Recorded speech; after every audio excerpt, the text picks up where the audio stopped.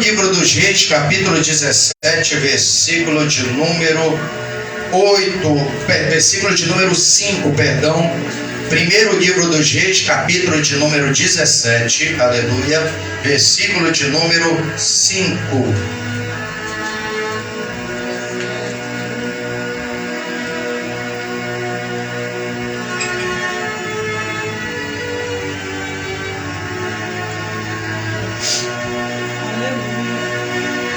Capítulo 17, versículo 5 diz: Pois e fez conforme a palavra do Senhor, porque foi e habitou junto ao ribeiro de Querite, que está diante do Jordão. Amém? Você pode tomar seu assento, louvando o nome do Senhor. Glória a Deus. Aleluia, Jesus. Aleluia, Jesus. Eu gostaria de intitular a mensagem dessa noite, aleluia, atravessando o Querite de Deus. Aleluia. Atravessando o Querite de Deus. Amados, o capítulo 17 do primeiro livro dos Reis é o capítulo que apresenta pela primeira vez a aparição de Elias, o profeta de Tisbe, aleluia, uma aldeia que até hoje a localização é desconhecida. Introduz o ministério deste profeta na história do povo de Israel, mais precisamente as tribos do norte, cuja capital nacional fora estabelecida em Samaria, cidade essa que foi reforçada pelo pai do rei Acabe, Onri, quando por uma conspiração assumiu o trono, aleluia, das tribos do norte, depois de uma guerra civil, quando disputava as eleições com um homem chamado Tibni. E a palavra de Deus diz, aleluia, no capítulo 16, que é o capítulo anterior, que mostra todo o contexto desse capítulo de número 17, percebemos, aleluia, como o texto mesmo declara, que o povo que apoiava Onri era um povo mais forte do que os que apoiavam Tibni. E a palavra de Deus diz que depois dessa guerra civil, Onri conseguiu assumir o trono, reforçou a segurança e estabilizou a cidade de Samaria, declarando-a como capital oficial do reino do norte. Mas a palavra de Deus diz que neste período, aleluia, quando Onri ele consegue estabelecer Samaria, depois da sua morte, o seu filho chamado Acabe assume o governo das 10 tribos do norte.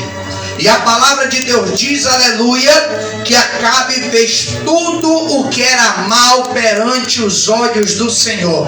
Quando a palavra de Deus diz que Acabe fez tudo o que era mal, e além de dizer o texto, o escritor, que Acabe havia feito tudo o que era mal perante os olhos do Senhor, a escritura enfatiza que ele fez pior do que todos os seus antecessores, porque não bastasse a maldade que ele praticava em oprimir o povo e assim se autopromover pela posição privilegiada de regente da nação, a palavra de Deus vai dizer que ele casa com uma mulher, e essa mulher é descrita, aleluia, como filha de um homem chamado Etbaal, e este homem, aleluia, era rei de Sidom, aleluia, uma cidade pagã, louvado seja o nome do Senhor, cujo Deus patrono era Baal. E a palavra do Senhor diz, aleluia, também, que por este homem não possuir nenhum filho varão,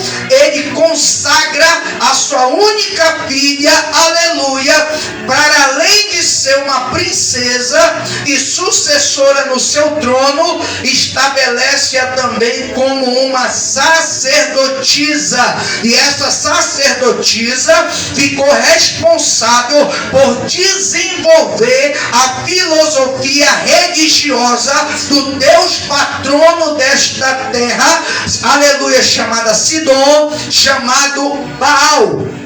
E a Escritura diz que com essa mulher, Acabe contrai matrimônio com a intenção de fazer aliança política para ganhar reforço e garantir a estabilidade no seu governo. Mas aquilo que para Acabe parecia ser uma coisa boa, uma coisa que garantiria, aleluia, estabilidade para o seu governo, na verdade se tornou, aleluia, a brecha que o diabo precisava para contaminar, aleluia, a fé e a esperança do povo que estava sob o seu regimento. Porque a Escritura diz, aleluia, que não devemos nos associar com aqueles que são das trevas, não devemos nos associar com aqueles, aleluia, que praticam o que é mal perante os olhos do Senhor. E Acabe faz tudo o contrário daquilo que a palavra de Deus ela ensina. E quando nós fazemos o inverso do que Deus manda, a tendência é o nosso governo, o nosso ministério, a nossa autoridade se deteriorar, porque é isso que o pecado faz na vida do ser humano. Ele divide, ele separa, ele deteriora aqueles, aleluia, que estão sob o seu domínio. E a palavra de Deus vai dizer que quando Acabe assume o trono e casa com Jezabel, a primeira medida tomada, aleluia, foi que a religião oficial das tribos do norte passou para o governo absoluto desta divindade pagã chamada Baal.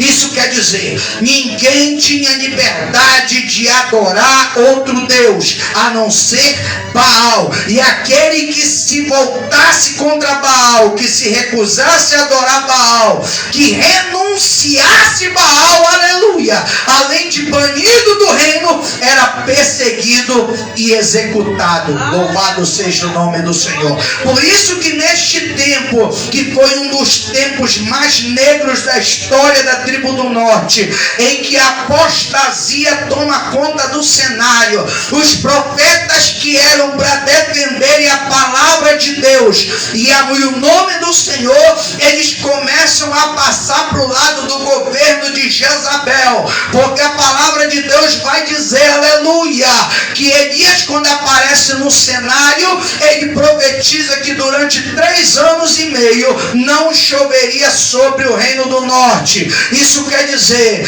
que o céu se fecharia e o que fazia a terra produzir para garantir a estabilidade da economia iria cessar e o caos iria se instalar, e assim, aleluia, a economia ia abalar e o povo ia começar a passar dificuldade, porque a Escritura diz que o salário do pecado é a morte, mas o dom gratuito de Deus é a vida eterna por meio de Cristo Jesus. Aleluia, Jesus. E a morte, amados, ela não acontece de uma hora para outra. Pouco a pouco ela vai deteriorando a alma. É um processo de declínio. Quanto mais você se corrompe, mais você se esvazia de Deus. É por isso que a palavra de Deus recomenda Paulo aos Efésios, no capítulo 5 da sua carta aos Efésios, no versículo 18, Paulo dá uma recomendação àqueles cristãos que habitavam numa das cidades mais corruptas da Grécia, que era Éfeso, por conta de uma divindade, aleluia, chamada deusa Diana dos Efésios. E a palavra de Deus vai dizer que Paulo dá uma recomendação àqueles cristãos dizendo: Não vos embriagueis com vinho em que há contenda, mas enchei-vos do Espírito. Ou seja, aquele com quem você tiver mais conectado é com quem você vai ter mais relação. Louvado seja o nome do Senhor. E de quem você vai estar mais cheio. Glória a Deus. E a palavra de Deus diz que muitos dos profetas daqueles dias se venderam para não passar necessidade, porque o governo, o palácio, ele tinha estabilidade, embora temporária, mas tinha. E os profetas vão lá e comem da mesa de Jezabel. Mas a palavra de Deus vai dizer, aleluia, que nesse meio tempo, diante de toda essa apostasia, procura um profeta que seja de Deus. Todo mundo profetizando, aleluia, o que agrada aos ouvidos.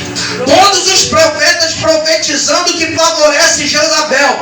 Todos os profetas profetizando o que favorecia Acabe e o seu governo. A palavra de Deus vai dizer no capítulo 17, versículo 1, que diante dessa esfera religiosa dividida, diante dessa esfera política dividida, diante desse caos econômico que se instalara em Israel, aparece um homem chamado Elias, da aldeia de Tisbe, e profetiza que não choveria durante 3 anos e meio, até que ele desse a sua palavra. Mas sabe o que eu acho interessante? É que Deus vai lá e ouve a voz do profeta, aleluia, honra o profeta diante de todos, aleluia, que ouviram a sua profecia. Mas em seguida, no versículo de número 2 e 3, Deus ele dá uma ordem a Elias, que ele se virasse dali, aleluia, e fosse para o Oriente e se escondesse junto ao ribeiro de Querite. Aleluia, glória a Deus. E Deus ele dá uma garantia que ele não enfrentaria privações. E a palavra de Deus diz que assim Elias faz. Mas é aí que me chama a atenção. Por que Deus, diante de uma obra tão grande que foi profetizar o fechamento do céu, uma profecia de abrangência nacional, ele manda o profeta se retirar para junto de um ribeiro chamado Querite, e ali promete sustentar o profeta até a segunda ordem? Primeiro você tem que entender o seguinte, que esse nome Querite, ele é um nome significativo. No hebraico, esse nome é o que Deus pretendia fazer na vida do profeta. Porque Deus ele nunca dá uma ordem sem que tenha um propósito específico. Deus ele nunca vai se revelar a você e falar algo sem que este algo ele tenha um propósito que vá de alguma forma ou em algum aspecto te favorecer no teu ministério. Já foi falado aqui, a apostasia dominou o cenário. A maioria dos profetas estava do lado do governo.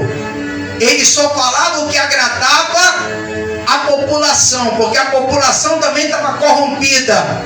Adoravam a Deus e adoravam Baal, estavam com o coração dividido, e a palavra de Deus diz que coração dividido você não consegue, aleluia, alcançar nada de Deus. Tiago diz isso, que aquele que duvida é semelhante às ondas do mar, lançado de um lado para o outro pelo vento. Não pense tal homem que receberá algo do Senhor, diz o apóstolo Tiago.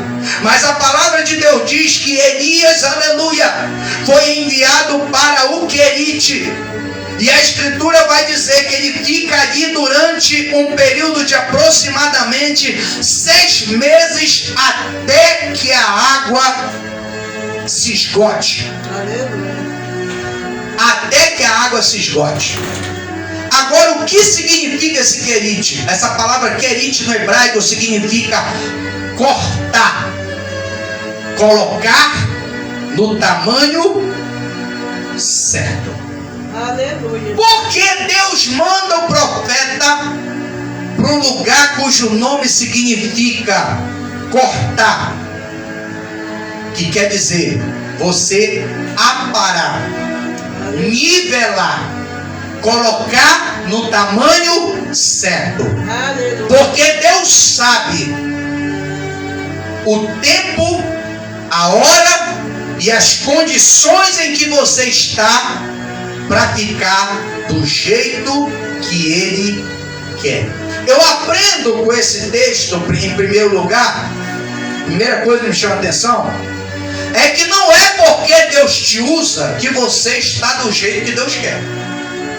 Você vê que Elias, conforme Tiago 5, Elias, antes de profetizar, ele vai orar, ele vai buscar Deus. Ele não faz nada por conta própria, porque todo aquele que é chamado e vocacionado por Deus sabe que quem faz é Deus. Não sou eu que faço, não é você que faz, não é você que opera, não é você que realiza. Você apenas coloca o teu corpo, que é instrumento, que é vaso, na mão do oleiro, a serviço daquele que opera tudo em todos. Por isso a Escritura, Paulo escrevendo aos Filipenses, ele fala que Deus é o que opera em vós, tanto o querer quanto o efetuar, segundo a sua boa vontade. Significa que tem horas que Deus quer operar, mas tem horas também que Deus ele não quer operar. E quando Deus não quer operar, não adianta insistir, pressionar, aleluia, porque a vontade de Deus ela é soberana. Significa que independente do que eu queira, Deus ele faz no tempo e na hora que lhe dá vontade. E Elias tinha que entender isso. Porque, irmãos, uma profecia de abrangência nacional, se o profeta não vigiar, ele acaba se envaidecendo. Ele acaba achando que só ele é profeta, que só ele Deus usa. Para Deus prevenir o profeta da ameaça do orgulho, precisou, aleluia, levar o profeta para o Querite para aprender algumas lições, porque depois desse desafio viria algo muito maior para o profeta realizar. E se o coração dele não estivesse preparado e a fé dele não estivesse estruturada, ele sucumbiria diante dos seus adversários. Porque tem profeta por aí que está passando vergonha, que está perdendo batalha, que está ficando embaraçado no meio do caminho. É porque quando Deus quer levar para o Querite, aleluia, ele não quer, ele quer agir, ele quer fazer, ele quer acontecer. E o Querite de Deus é um intervalo para uma preparação para algo maior que Deus quer fazer através da sua vida. E a primeira coisa que eu vejo o profeta aprender no Querite é ele entender que quem dá as ordens é Deus. Porque os profetas que comiam da mesa de Jezabel, eles não obedeciam a voz de Deus, eles obedeciam a autoridade do governo. Só podia falar o que o governo autorizava, só podia fazer o que Jezabel permitia, porque a hora que saísse do domínio de Jezabel, eles perderiam os privilégios e as oportunidades que estavam alcançando por venderem o seu ministério e dividirem a sua adoração. Mas com Elias era diferente. A Escritura vai dizer que Deus ele dá uma ordem: vai-te daqui e vira-te para o oriente e esconde-te junto ao ribeiro de Querite. Muitas das vezes um momento de esconderijo, um momento, aleluia, em que você se esconde, não significa que você está com covardia, não. Tem momentos, aleluia, que é necessário você se estruturar. E para você se estruturar para o que vem pela frente, tem momento que você tem que sair de cena para Deus te preparar, para quando você voltar e fazer o que Deus mandar você fazer,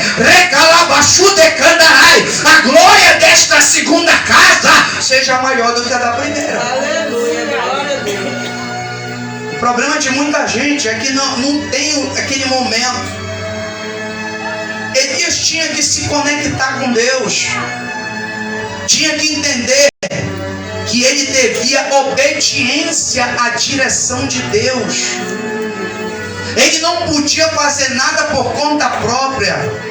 E também não podia deixar que a palavra do homem falasse mais alto ou influenciasse mais do que a palavra de Deus. Então ele tinha que entender que no querite ele tinha que ir para onde Deus queria e esperar o tempo que fosse necessário, aleluia, para que quando ele voltasse à cena, ele pudesse estar perfeitamente alinhado ao que Deus pretendia fazer através da vida dele.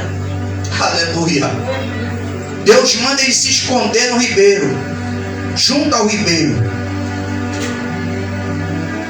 e manda Elias esperar.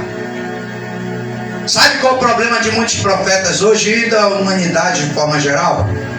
Não saber esperar.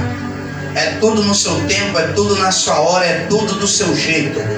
É o imediatismo que tem derrubado muita gente da presença de Deus. Esse é o problema dessa geração. Não sabe esperar o tempo das coisas. Deus, ele trabalha com o tempo. Deus, ele sabe o tempo de todas as coisas. A palavra de Deus diz, aleluia, que quando ele opera ninguém impede. Lá em Isaías 43:13 ele declara: antes que houvesse de eu sou, ninguém há que possa fazer escapar das minhas mãos. Operando eu, quem impedirá? Esse antes que houvesse dia, ele está falando antes do tempo, que é o cronos no grego, existir, que é o tempo da nossa vida. Aleluia. Antes do tempo da nossa vida, existia a eternidade, que é o kairos, é o tempo de Deus, é o tempo que ele opera, que não se submete ao nosso tempo. Ele pode operar agora, como pode operar amanhã, como pode operar daqui a pouco. Isso depende da sua vontade, independente do tempo que passe. Aleluia. Eu quero te dizer nessa noite, quando o kairos de Deus entra em ação, nada pode impedir. Mas você tem que entender que tudo tem um tempo, e que você tem que agir do jeito que Deus ordena. Porque quando fazemos do nosso jeito, o negócio não fica do jeito que Deus quer. A Escritura diz em Salmo de número 127, verso 1, Salomão, o homem mais sábio do seu tempo, compôs aquele salmo, dizendo: se o Senhor não edificar a casa, em vão trabalham os que edificam. Se ele não guardar a cidade, o que acontece? Em vão vigia a sentinela. Você pode ter uma equipe imbatível, mas se Deus não estiver na frente, vai ter falha, vai ter brecha, o inimigo vai entrar e vai fazer o que quer fazer. Então, quando Deus está no negócio, o diabo não tem vez, irmão. Então, tudo tem que ser no padrão. Está falando de planta, de padrão. Está falando da forma que Deus trabalha. Por isso que Deus, ele dá uma ordem para Elias: vai-te daqui e vira-te para o Oriente e te esconde. Ou seja, espera eu dar a segunda ordem. Aleluia. A hora que é para falar, você vai falar. Mas a hora que é para você ouvir, você tem que ouvir. A hora que é para você agir, você vai agir. Mas a hora que você tem que esperar, você vai ter que esperar. Não tem jeito. Não tem jeito. Teve momentos na minha vida que eu tive que agir, mas teve momentos na minha vida que eu tive que esperar, irmão. Esperar. E é complicado quando você sabe que de Deus você tem que esperar, mas quem está ao teu redor não entende. Aí o que acontece? É pressão para todo lado. É pressão para todo lado. Eu já passei muito isso na minha vida. Pessoas que não entendiam por que eu não agia quando, segundo a sua ótica ou a ótica natural, eu deveria agir quando Deus falava que era para esperar. E quando eu tentava agir, eu não conseguia, porque não era o tempo de agir, era tempo de esperar. A Escritura diz que tem tempo para todas as coisas. Elias tinha que entender esse tempo. Tem tempo de abraçar, tempo de deixar de abraçar, tempo de rasgar, tempo de costurar, tempo de sorrir, tempo de chorar, tempo para tudo, tempo de aproximar, tempo de afastar. Se você ficar muito afastado, o que é que acontece? Você se desconecta, você acaba se tornando um estranho, um insensível. Mas se você ficar também muito agarrado, o que acontece? Há conflito, porque você sufoca. Então, por isso que tem que ter a dosagem. Tem tempo de abraçar e tem tempo de deixar de abraçar. E Elias tinha que entender isso. Tinha que esperar, ficou lá no ribeiro. Agora imagina comigo. Não tinha ninguém para conversar, não tinha uma Bíblia para ler, não tinha um celular para se distrair, não tinha nada. Tinha que ficar lá. Ele falava com Deus, Deus não falava nada. Porque você não vê, depois que Elias vai lá para o ribeiro, ele só vê chegando pão e carne de manhã, pão e carne à noite. Pão e carne de manhã, pão e carne à noite. Quem era que trazia? Os corvos.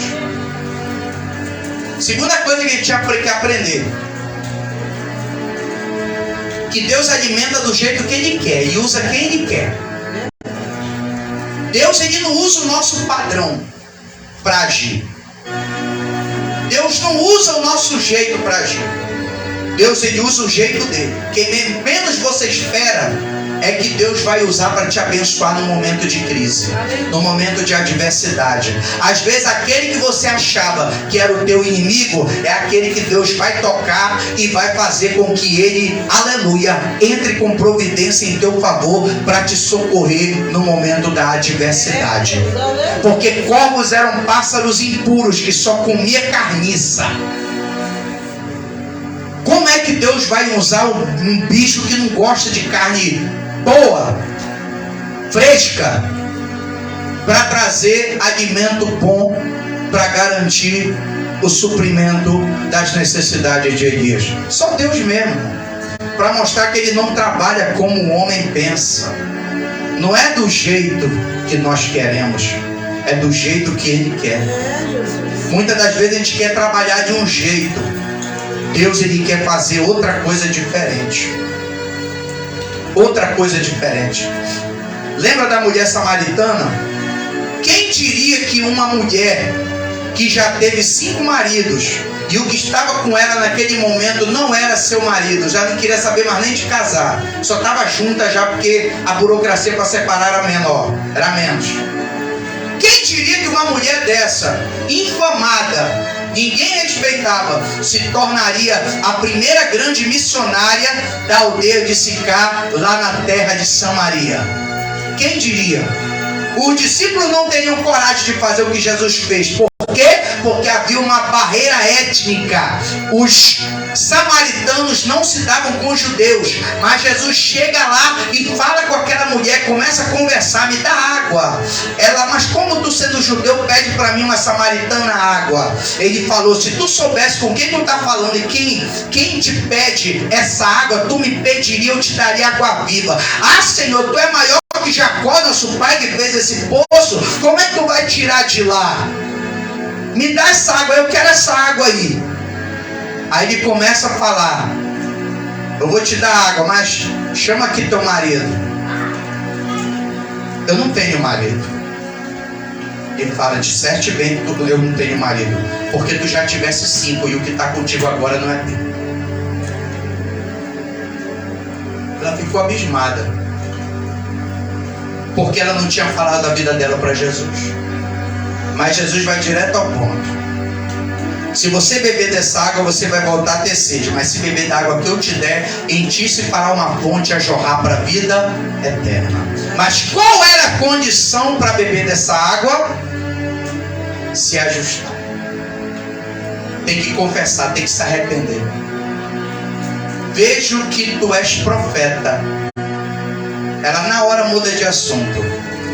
Os nossos pais disseram que o lugar da adoração aqui, vocês judeus dizem que é em Jerusalém. Jesus disse, em verdade te digo, que nem vai chegar o dia que nem em Jerusalém e nem nesse monte adorareis o Pai, porque vocês adoram o que não sabem, porém nós adoramos o que sabemos, porque a salvação é dos judeus. Mas vem a hora, e agora é, em que os verdadeiros adoradores adorarão o Pai em espírito e em verdade, porque Deus é espírito e importa que os que o adorem em espírito e em verdade. Ela falou, quando o Messias vier ele vai falar tudo isso. Eu sou quem te fala. O que foi que aconteceu? Ela largou todos os seus afazeres, largou o cântaro cheio de água que por dificuldade ela puxou do poço lá, largou o cântaro lá, derramou a água todo dia do cântaro e foi lá na aldeia lá chamar todo mundo e dizer, olha, eu encontrei aquele de quem Moisés falou. A palavra de Deus diz que depois que Jesus tem um breve diálogo com os discípulos, ela volta e traz toda a cidade para ouvir a palavra de Deus pela boca de Jesus. Sabe o que é isso? É Deus trabalhando de forma que contraria todos os nossos padrões. Isso quer dizer, Deus ele não trabalha segundo a minha ótica. Quem diria que um humilde pastor de ovelhas se tornaria um dos maiores reis que Israel já teve em toda a sua história, chamado Davi? Só Deus mesmo. Porque pelo homem Eliabe seria rei, mas pela vontade de Deus, Davi ele foi tirado de detrás das malhadas e colocado na frente do povo para regê-los debaixo do cajado de Deus. Então, irmãos, você tem que entender nessa noite que não é do jeito que você quer ou você pensa, é do jeito que Deus quer. A Escritura diz que Deus vai lá com Ananias e fala com Ananias dizendo, Ananias, eis-me aqui, Senhor, te levanta, vai lá em Damasco, entra numa rua chamada direita, na casa de um homem chamado, aleluia, Judas, e pergunta por um homem de Tarso chamado Saulo. Ele está orando e em visão ele viu um varão que entrava chamado Ananias e dizia, aleluia, que o Senhor, aleluia, que o batizava, aleluia, e dava-lhe ordens. E a palavra de Deus diz que Ananias começa a questionar, Senhor, de muitos tenho ouvido acerca desse homem, que ele prende e persegue aqueles que professam o teu nome. Deus ele volta-se para Ananias e fala, Ananias, vai, porque este é para mim vaso escolhido. Aleluia. Aleluia. Aleluia. Você tem que entender que Deus não trabalha como o homem trabalha. Porque para nós é escória. Deus ele consegue ver potencial. O que para nós pode não valer nada, para Deus é o que ele precisa para fazer a diferença no cenário em que ele quer agir. Tem gente que não tem coragem de entrar numa favela para evangelizar, aleluia, e para pregar a palavra. Deus faz o quê? Pega um que ninguém dá valor, atolado nas drogas, na prostituição, no álcool, vai lá, transforma, levanta e usa no mesmo cenário da onde ele foi resgatado, porque Deus tem os seus mensageiros no lugar em que ele quer usar. Aleluia. E Elias precisava entender isso, precisava abrir a mente. Lembra de Pedro? Pedro não falava com gentil, não pregava, só pregava para judeu. É aquele crente que só prega para crente. Mas quando chega o ímpio, ele tem vergonha de pregar e não prega não. E Deus queria fazer algo além das fronteiras. No horário do meio-dia, no alto da casa de um homem chamado Simão, o curtidor, em Jope, a palavra de Deus diz que Pedro estava orando. E ele tem uma visão de um lençol que descia como um vaso, com vários animais impuros. E ouvia uma voz que falava com ele dizendo, mata e come. E Pedro respondia: Senhor, nunca coloquei nada comum ou imundo na minha boca. E a voz do céu falava com ele e dizia: não chama comum ou imundo aqueles a quem eu santifiquei. E por 3 vezes aconteceu essa visão. E por 3 vezes Pedro respondeu. E por 3 vezes ele obteve essa resposta da parte de Deus. O lençol subiu. E quando subiu, os homens de Cornélio, o centurião, chegam e mandam chamar Pedro. O Espírito Santo fala com Pedro: desce com esses homens e vai.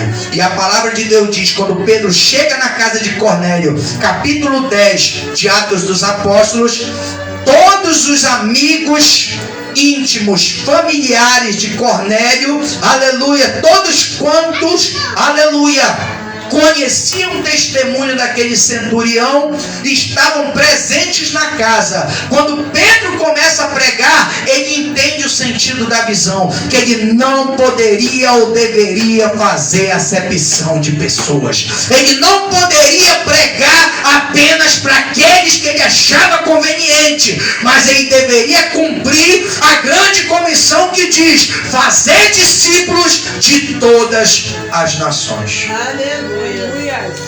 Elias tinha que aprender isso. Ele tinha que fazer uma obra geral. Então ele tinha que aceitar a carne do bico dos corvos. Aleluia. Porque tem crente que é orgulhoso, né, irmão? Deus usa muitas das vezes um ímpio para abençoar e não quer não. Ele não quer não. E prefere que um crente faça ou que aconteça algo sobrenatural. Mas às vezes ele não entende que aquilo pode ser uma providência de Deus. Às vezes a gente pensa que é um crente que vai nos ajudar, e muitas das vezes Deus usa um quem menos a gente espera, que às vezes não tem nada de Deus, mas é quem Deus pega, que muitas das vezes é mais sensível do que muitos crentes, e fala o seu coração e sente aquele desejo e entende que ele tem que ajudar aquele que Deus colocou no seu coração para ajudar. Então Elias tinha que entender, não fazer acepção de pessoas. Ele tinha que estar no tamanho certo. Deus tinha que cortar tudo que imitava o ministério de Elias. Teve que aprender a esperar o tempo de Deus. Teve que aprender que o padrão de Deus não é o nosso, a ótica de Deus não é a nossa, a forma de trabalhar de Deus não é a nossa. E por fim, a palavra de Deus diz que os corvos traziam pão e carne de dia, e pão e carne à noite, e ele bebia da água do ribeiro. Elias teve que aprender que além do trabalhar de Deus ser diferente do homem, e o tempo de Deus ser diferente também do tempo do homem, ele tinha que aprender a se alimentar do que Deus provia. Tinha que viver do que Deus provia. Tem gente que tem promessa grande, mas está vivendo um tempo que aparentemente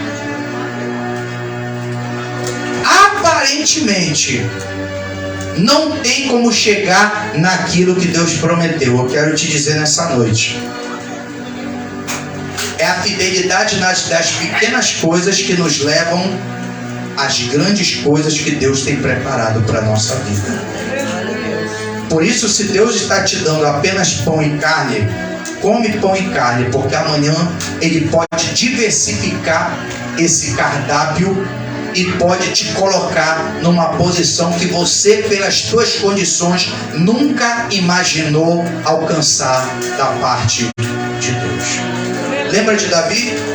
Era um humilde pastor de ovelhas que só conhecia a aldeia onde morava. Onde é que ele foi parar? Dentro de um palácio.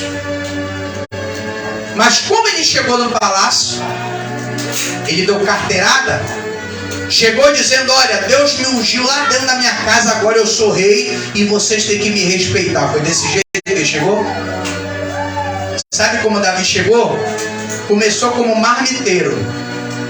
O pai mandava marmita e ele levava lá para a guerra para os irmãos, só entregar comida. Quando ele entregou a comida, ele se deparou com um gigante. Aí ele lembrou da experiência lá no campo.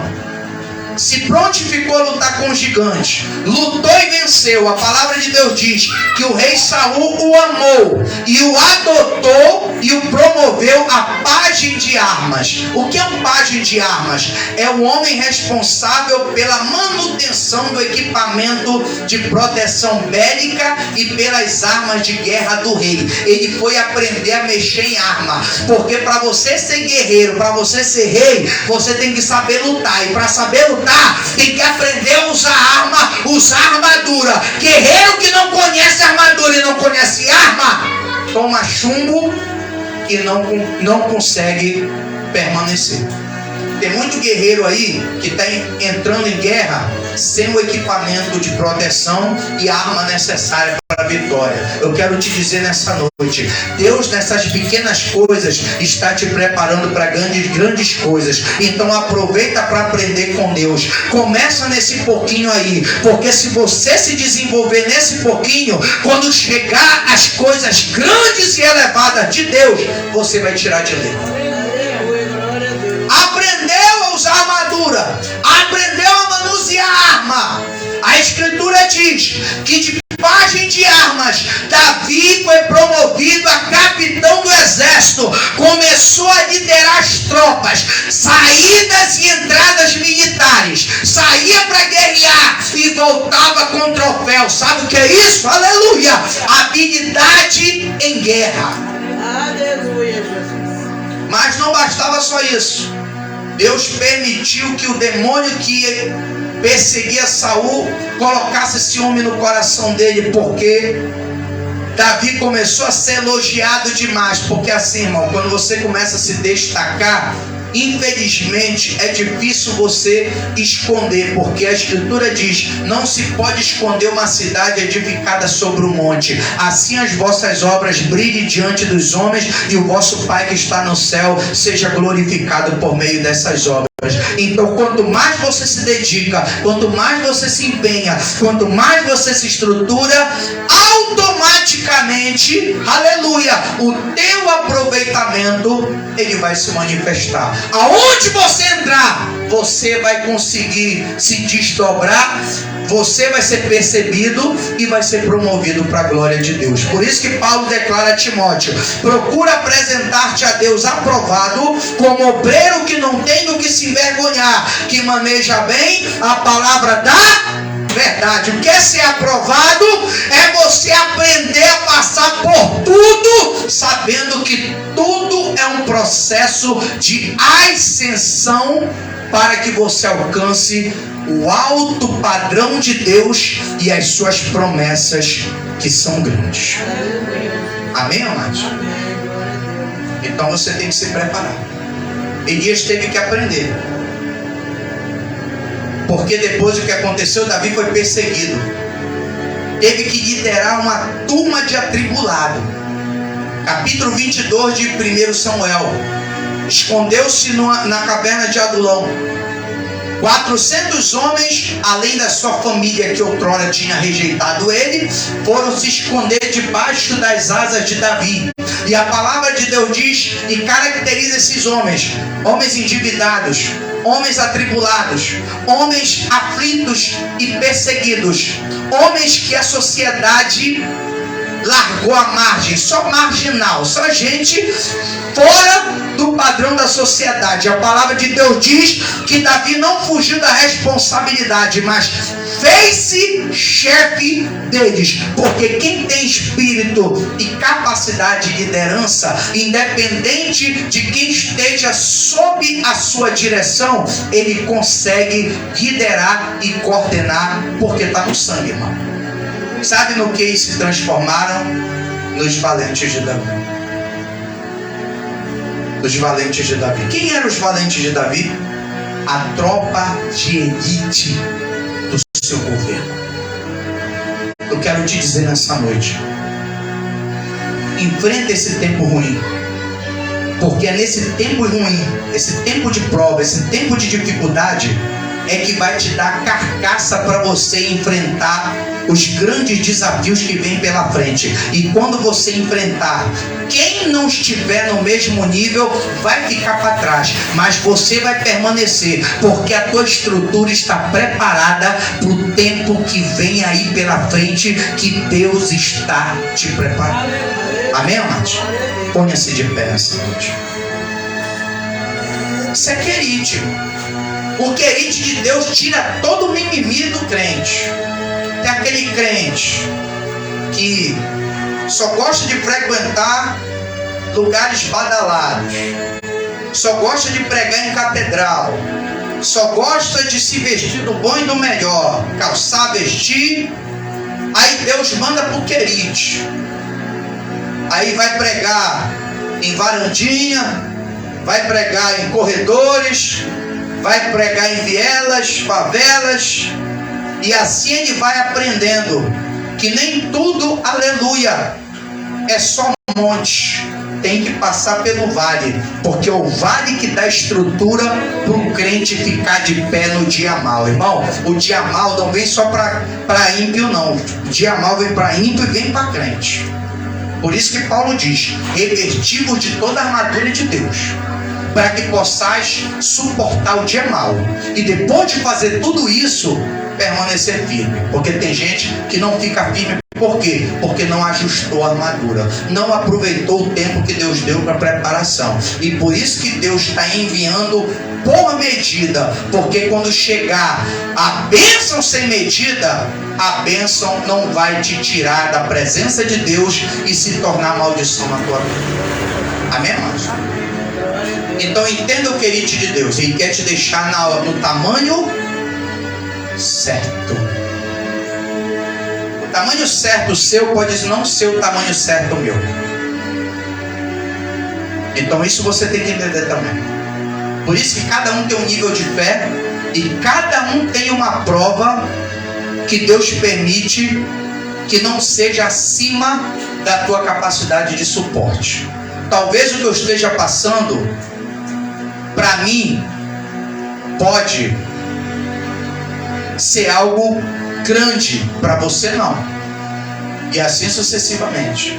Mas cada nível vai te estruturar para um momento que Deus está preparando para a tua vida, para te promover. Amém? Então entenda isso. O tempo de Deus não é o nosso, o trabalhar de Deus não é como o nosso, e você tem que entender que tudo tem um momento para acontecer. Você tem que respeitar as etapas. É comer pão e carne de manhã? Vamos comer pão e carne. Você come pão e carne hoje, amanhã vai ser picanha, amanhã vai ser alcatra. Vai chegar. Mas se agora é só carne de hambúrguer, come a carne de hambúrguer. Amém? Come a carne de hambúrguer. Porque quando chegar a carne valendo, você não vai se corromper. Amém? Vamos orar.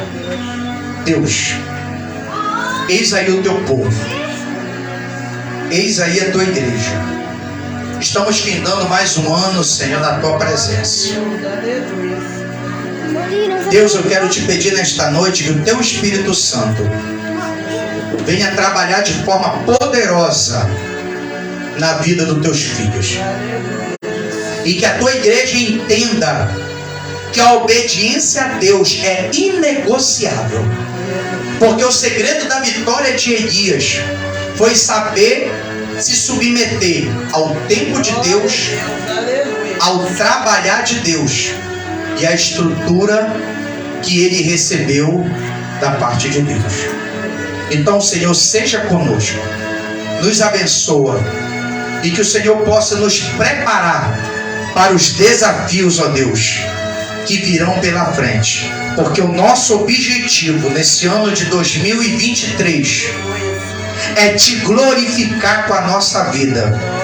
Não pedimos um ano diferente, mas pedimos que o Senhor nos capacite a sermos diferentes, para que a diferença ela possa acontecer na nossa vida. Portanto, Deus, seja conosco, e abençoa a vida do teu povo nesta noite, pois assim nós oramos e te agradecemos.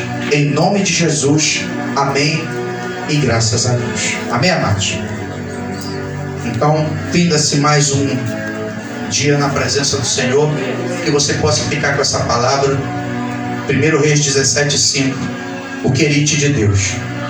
Tenha paciência, sabe esperar o tempo, se submeter ao trabalhar de Deus e deixa Ele te estruturar, porque o futuro a Deus pertence e só Ele sabe o que Ele tem preparado para mim e para você. E somente através do querite é que nós alcançamos as coisas grandes que Deus tem preparado para a nossa vida. Deus abençoe o teu povo, seja conosco, leva os teus filhos em paz e segurança, e que o nosso louvor e a nossa adoração tenham sido agradáveis ao teu coração nessa noite. Pai, te louvamos e te agradecemos. Obrigado pelo teu filho, obrigado pelo teu sacrifício, obrigado, Senhor, porque tu nos resgataste. Só temos a agradecer ao Senhor nesta noite. Portanto, seja conosco e nos abençoa para a glória do teu nome. Amém e graças a Deus. Amados, não esqueçam que